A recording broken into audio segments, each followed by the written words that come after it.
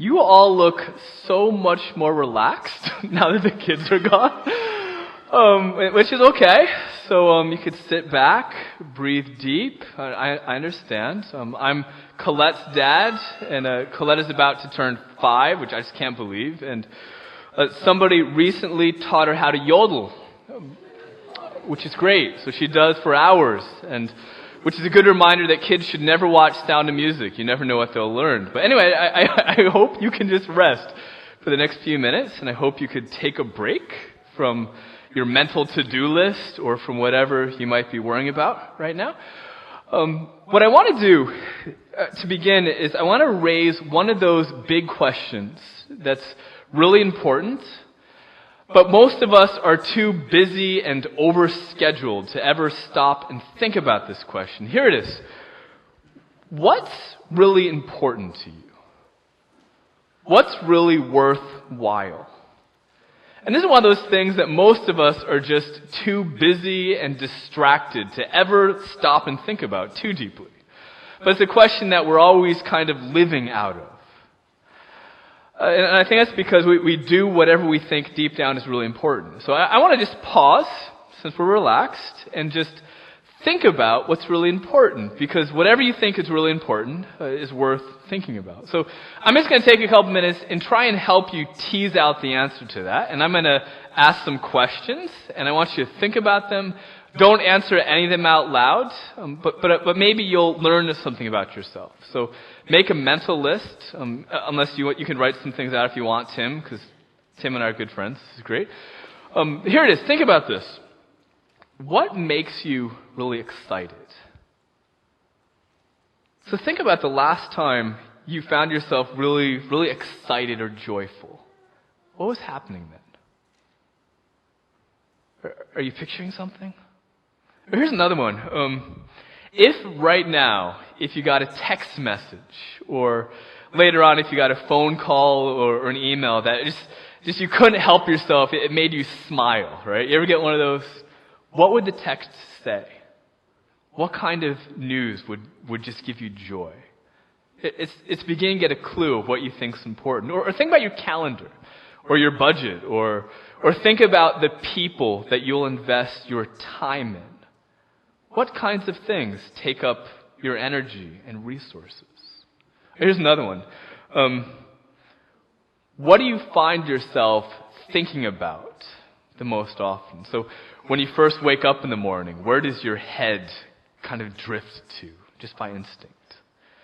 Or when you're doing chores or driving by yourself in the car, what captures your imagination without you even trying to think about? What do you dream about? What do you daydream about? Okay, this is good. I can see lots of you are thinking, and hopefully you're starting to get a clear idea of what you really believe deep down is really important to you. And what we're doing so far, we're trying to tease out the sorts of things that you love, the sorts of things that you might be passionate about, and we're helping yourself learn what you think is really important. But let's go in a slightly different direction, still trying to think about what you really think is important. So keep thinking about it. What are you afraid of? What do you fear? One of my professors once said that fear is the flip side of desire. If what I really love is being admired and respected by people, that means that I'm also afraid. There's a fear of being rejected. Or if what you really, really love is walking and hiking, then there's kind of built-in fear of losing your health and not being able to do what you love. So what do you fear? What are you afraid of? Here's another one. What is it that makes you the most disappointed? So think about the last time you found yourself really upset about something. You felt like your world was rocked, and you felt yourself begin to panic just a little bit. What was happening in that moment? What was happening that made you feel disappointed? Here's another one. What do you worry about losing? What do you hope never changes? All right, looks like everybody's with me. Everyone's nodding. You have something in mind, and we haven't taken enough time with this. It's worth stopping and thinking about, and I've adopted some questions that have really made me think from one of my counseling professors at Westminster. If you have a handout, you have some more questions, and I think it might be worth going home, if maybe during nap time or something, and just learn something about yourself. But anyway, for right now, just file those things away in your head. We'll come back to whatever that is. But for the last 8 weeks, what we've been talking about is we've been looking at some really common questions that people have about Jesus. And most of the messages dive deep into the questions, and we've talked about them, but they've all kind of ended the same way. I talk about this, and it gets complicated, and I'll say toward the end of the message, if Jesus really is God, or if he's really human, or if Jesus rose from the dead, or if he hears prayers, or if Jesus really loves you, or whatever the topic has been, if all that's true, I usually end the message by saying, if it's true, then you should worship Jesus. As you can maybe imagine, this actually raises another big question. And some of you have actually asked me, well, what is worship? What does it mean? And worship is just one of these words that sounds at home in a religious setting, but you should know that it's not actually a religious word. It came from the English worthship, or worthiness. To worship something really simply means that you happen to think something or someone is valuable or worthwhile. So I think my kids are worthwhile. I think the New York Yankees, even when they're not doing well, are still worthwhile. So let me just begin by clearing up some misconceptions. This is what worship is not. First, and this is a big deal, worship isn't just something done by religious people. I mean, every human being values and prioritizes things. In fact, all of us were created to live for something bigger than just ourselves. Second, and you should know this by now, worship obviously isn't just a style of music. In fact, it's not even just singing. If you look at the Bible, there are certainly examples of worship where God's people are gathered like this, singing praises to God, words that are true. But worship is actually much bigger than simply singing. It's more than simple music. Third, worship, according to Jesus, is not something that is just connected to a time and a place. So you may remember this conversation in John chapter 4. Jesus has this great conversation with a woman at the well, a Samaritan woman. And one thing that comes up is this argument about where, when, and how worship takes place. And there's a disagreement about location and style and a venue. And I mean, it's a good thing Christians don't argue about that anymore, right? But this is what Jesus says, John 4:23. He says, "Yet a time is coming, and is now come, when the true worshipers will worship the Father in spirit and in truth. For they are the kind of worshipers the Father seeks." I mean, here's what Jesus is saying. I mean, God is a spirit, and his worshipers must worship in their spirit and in truth, which is his answer to where, how, and when to worship. So we are gathered in a church, we call this a sanctuary. This is a worship service. But according to Jesus, whatever worship is, it is so much more than that. Worship actually might not be what you expect. So what is worship? This is a good summary.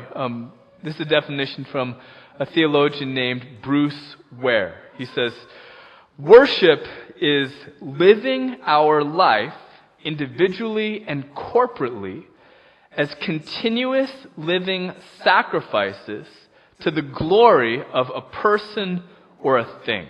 Let me just read that again.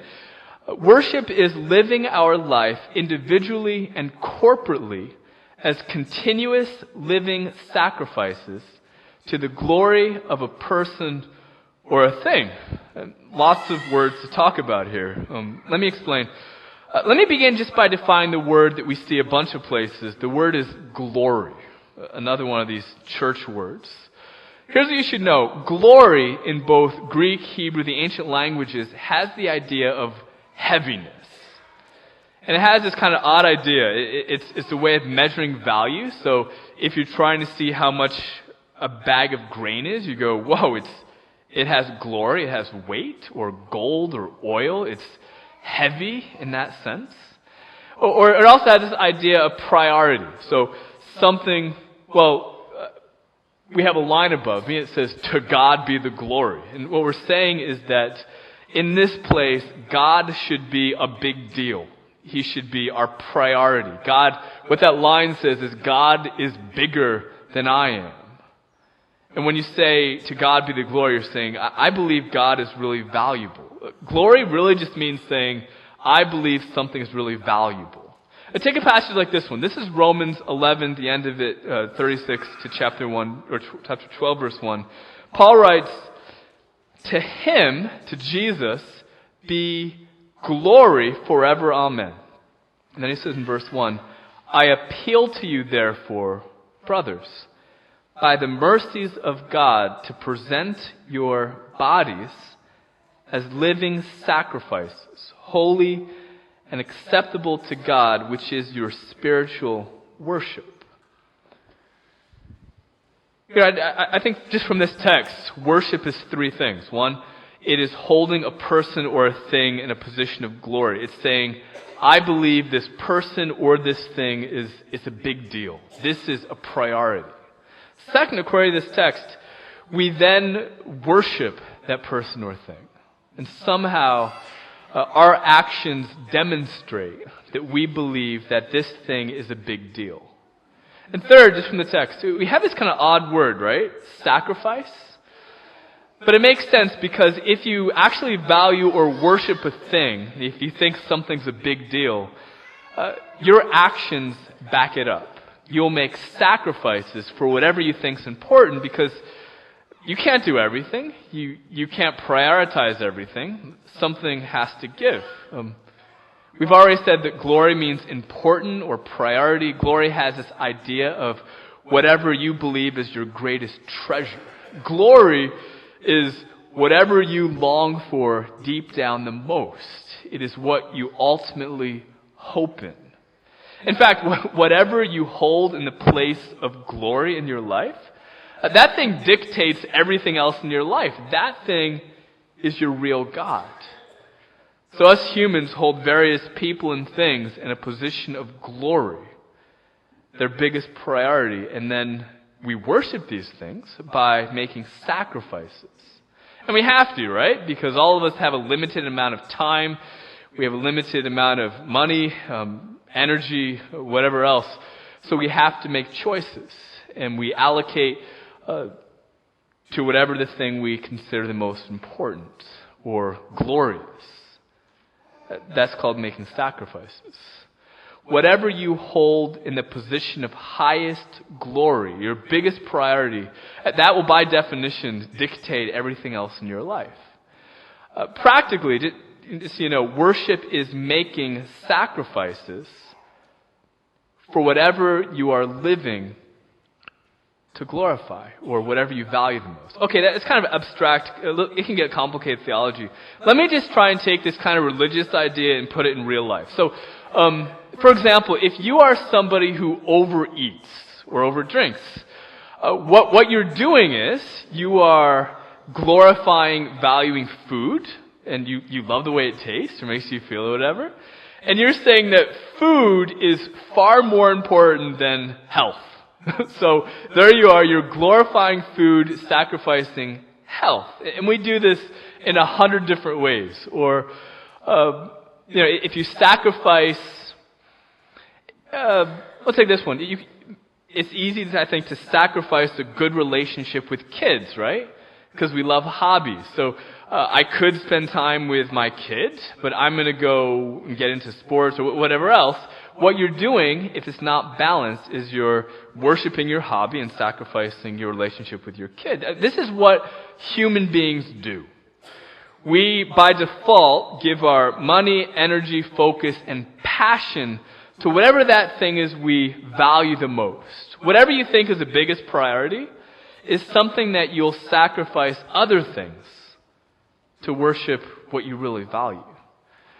Let's just get really, really personal for a minute.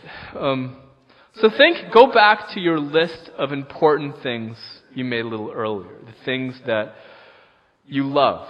The things that excite you or drive you. The things that you love. And before we say anything else, let's just be honest enough to say that maybe there's some things on that list that are bad, right? Maybe you're thinking about what you love and get excited about, and I wake up in the morning and all I can think about is ice cream. Maybe that's a little weird. I don't know. But maybe if you're really honest with yourself, there'd be things that you're just not proud of on the list, and maybe I think for people they're driven by the wrong things. I think if folks are really honest, they'd have to say they're driven by gambling or pornography or juicy gossip, or the thing that gets you really excited is some sort of substance abuse, or maybe you just love looking down on other people because it makes you feel good. And to be really honest, when I go through the list of questions, and if I'm honest with myself, I have to follow up by just confessing that my heart's in the wrong place at times. So I want to take all the bad stuff off the table, because I'll bet when most of you did the exercise, the thing that you came up the most are really great things. I'll bet if you wrote them down, anyone write them down? Tim, can I actually see your list? This is so bad. What's Tim got over here? Oh man, writing on the bullets. Okay. The New York Jets. That's a little weird. Country music. Light beer. And Reformed theology books. Okay, I'm not going to use him. I'm sorry, man. I love this guy. I'm sorry. I made all that up. Alright, so I'll bet if we actually did this, and most of you are just honest with this, and wrote down what you really love, what you really prioritize, I'll bet it would be a great list. I'll bet the things that you love would be things like, I don't know, you love your family, or you love being with your kids, or you love your job, or you might think things like you just love your marriage, or you have a hobby that you just love. Really fantastic things. So let me just say two things about whatever your list of good things are. The first is this. Have you ever stopped to think about where those good things you love came from? I mean, if you ever think about this, there's really just two options. The first option is that whatever you love the most didn't come from God. It just showed up, and you're able to enjoy it, and it's a good gift. But when it comes down to it, you're like a kid on Christmas morning who gets amazingly cool presents because magic. And they're just there, and there's no reason to be grateful. There's no meaning behind it. There's no loving relationship behind it. It's just a gift, and it's cool, and you can enjoy it. And for most of us, I think deep down, sometimes we really think that the good stuff that we love didn't come from God. The other option, though, is believing that every good thing that you love, even light beer, somehow, sorry Tim, believing that all these good things are actually gifts from God. So you could take anything on your list. Think about your health for a second. The fact that you're able to walk, if you're able to walk, or the fact that you're able to wake up and breathe this thing that we call air, that has just enough oxygen to keep you alive and just enough carbon monoxide to not blow up the building, which is great. The very fact that you can breathe is a gift. Imagine this for a second, what if every good thing that you love and prioritize didn't just magically appear out of nowhere? What if everything that you love is actually a loving gift from God our Father? That is exactly what the Bible teaches us. Look at this passage. This is James 1, verse 17. This is what the Bible says. Every good and perfect gift is from above, coming down from the Father of heavenly lights, who does not change like shifting shadows. So think back to your list of all the things that you love. Your kids, your family, your health, your whatever you have fun with, your job, right? Your talents, your skill set, whatever you love. According to the Bible, and this is crazy, everything that you have is a gift from a God who loves you. And think about this for a second. What if all of your life is a gift from God? And if you really let that sink in, I think that would change your life. For example, I think that if everything we love is a gift from God, I think for starters, we'd be more grateful and less entitled. So that's the first thing I want you to think about whatever you love, that it's a gift from God. The second thing, though, I want you to think about is what's depressing. It is about how dumb and how messed up human beings are.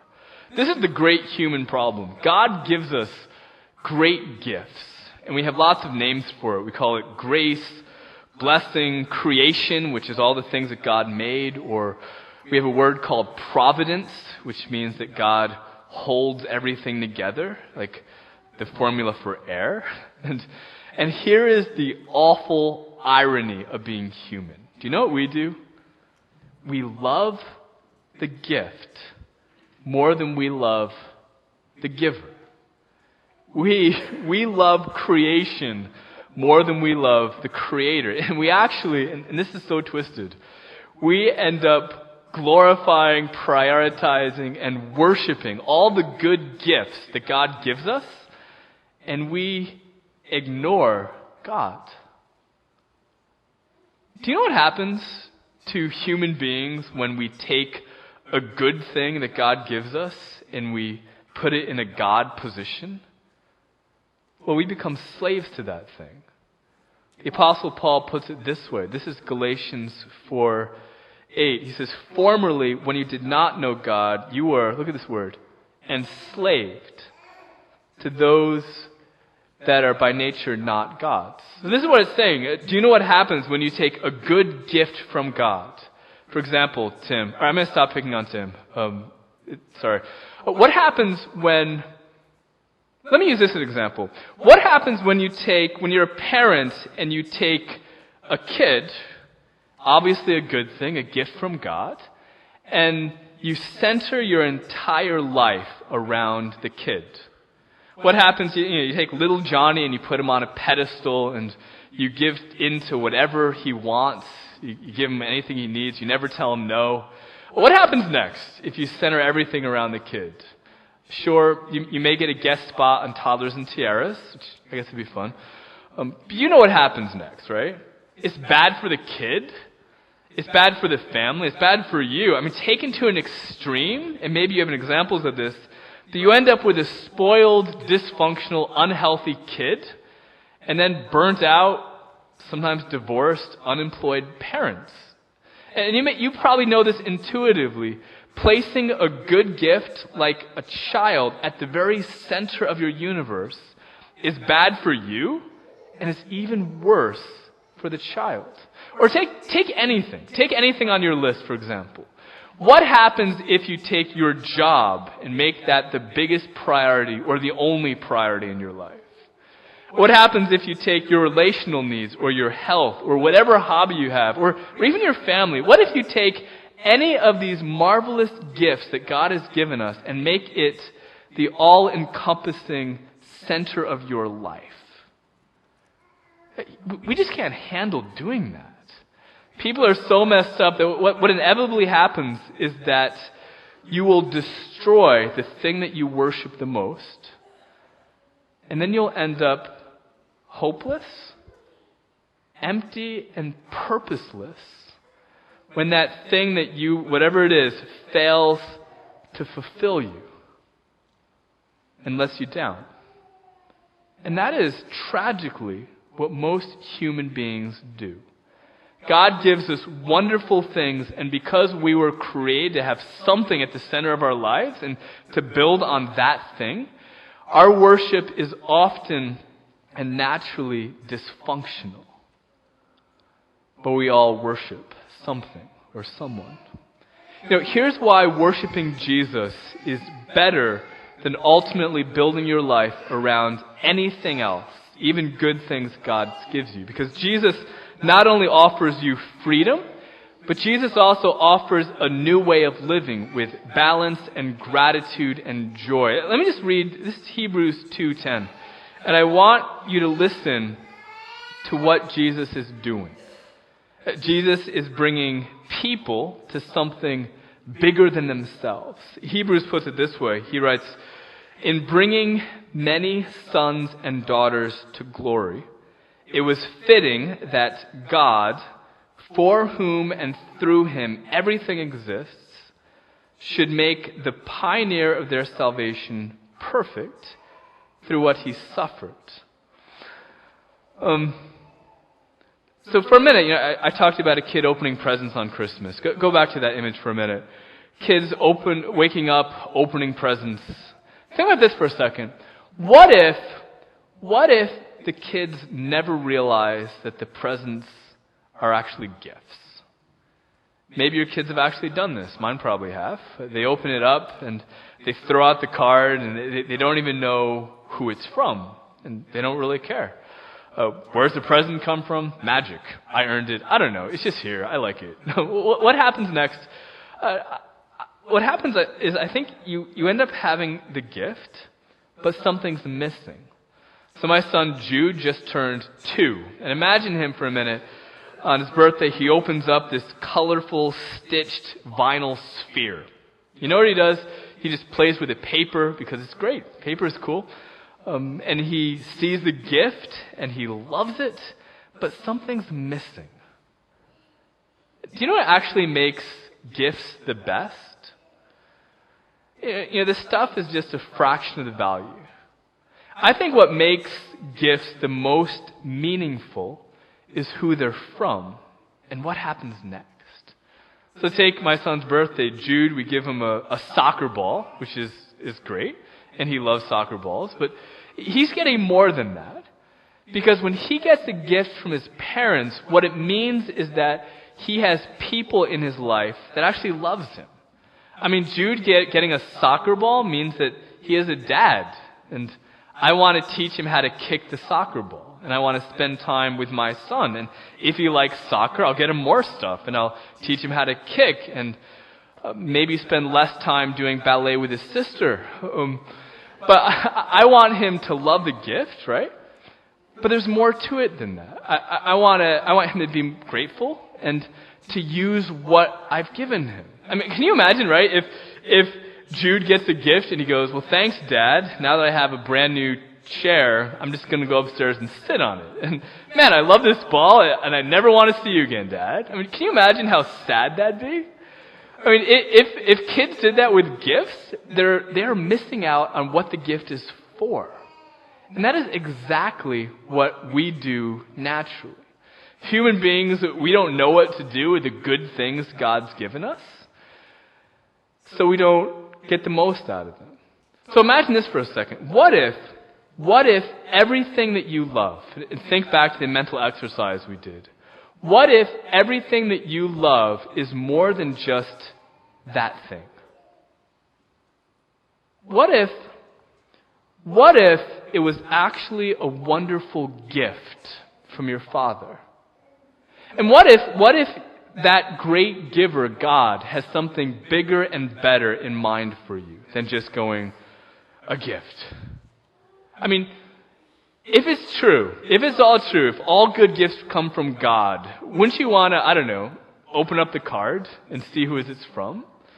And if God loves you enough to give you whatever you love, wouldn't it be worth getting to know Him? In fact, wouldn't it be silly to enjoy whatever God's given you and not to try and pursue a relationship with your Father? And think about this. If everything that you have is actually a gift from God, I mean, shouldn't that change us a little bit? shouldn't that make us grateful? And maybe just a little bit less entitled. And maybe if all that's true, maybe we'd become less anxious and more trusting, because if a gift like whatever we love comes from a Father like that, then God's got to know how to take care of us. And imagine, wouldn't you actually be able to enjoy whatever gift God's given you just a little bit more? And be able to have a healthy balance if you were able to love both God, the great giver, and whatever He's given you, the Creator and the creation. I mean, wouldn't you be just a little bit more joyful?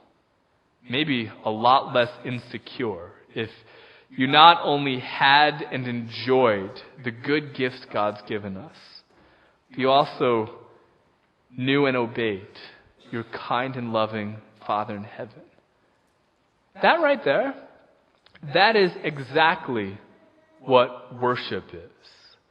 It is giving God glory and gratitude, all while enjoying the good things that He's given you. So, Father in heaven, I'm reminded of 1 Corinthians 10. Whatever we eat or drink or whatever you do it all for the glory of God. So, Father, I pray that whatever we do, whatever we enjoy, whatever we love, whatever we are passionate about, whatever you've given us, help us to do it all to your glory. Show us how kind you are. Help us to be grateful. Help us to see a little bit more of Jesus. Thank you for all the gifts you've given us, for our health, for our families, for our kids, for our friends. I ask that you would help us to enjoy them and worship you through all things. In the name of Jesus I pray. Amen.